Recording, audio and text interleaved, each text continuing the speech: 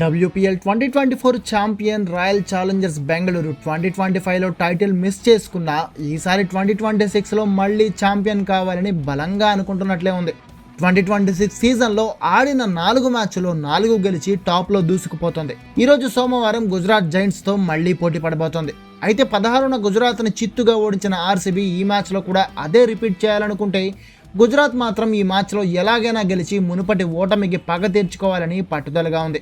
ఇక ఈ మ్యాచ్ జరగబోతున్న వడోదర పిచ్ సాధారణంగా అయితే టాప్ స్కోరింగ్ పిచ్చే, కానీ ఈ సీజన్లో లాస్ట్ 5 మ్యాచెస్లో ఏ టీం కూడా ఈ పిచ్ పై 200 మార్క్ కూడా అందుకోలేదు. సో ఈ పిచ్ బ్యాటర్లకి బౌలర్లకి కూడా సపోర్ట్ ఇస్తుందని అర్థమవుతుంది. ఇక రెండు టీమ్స్ గురించి మాట్లాడుకుంటే గుజరాత్ టీం పూర్తిగా యాష్లీ గార్డ్నర్, జార్జియా వారెహం పైనే ఎక్కువగా ఆధారపడుతుంది. సోఫీ డివైన్ ఫస్ట్ 2 మ్యాచ్లో బాగా ఆడినా తర్వాత 2 మ్యాచ్లో బ్యాటింగ్ బౌలింగ్ రెండింట్లోనూ కంప్లీట్గా ఫెయిల్ అవుతుంది.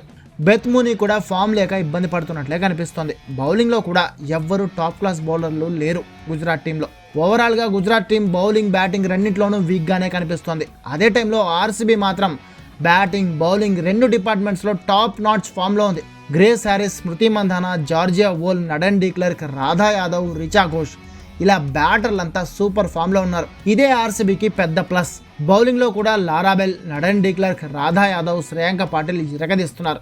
సో నా ఒపీనియన్ ప్రకారం బౌలింగ్ బ్యాటింగ్ డిపార్ట్మెంట్స్లో ఫామ్ లేక ఇబ్బంది పడుతున్న గుజరాత్ కంటే ఈ 2 డిపార్ట్మెంట్స్లో ఫుల్ ఫామ్లో ఉన్న ఆర్సీబీని ఈ మ్యాచ్ కూడా గెలిచే ఛాన్స్ ఉంది. మరి మీ ఒపీనియన్ ఏంటి?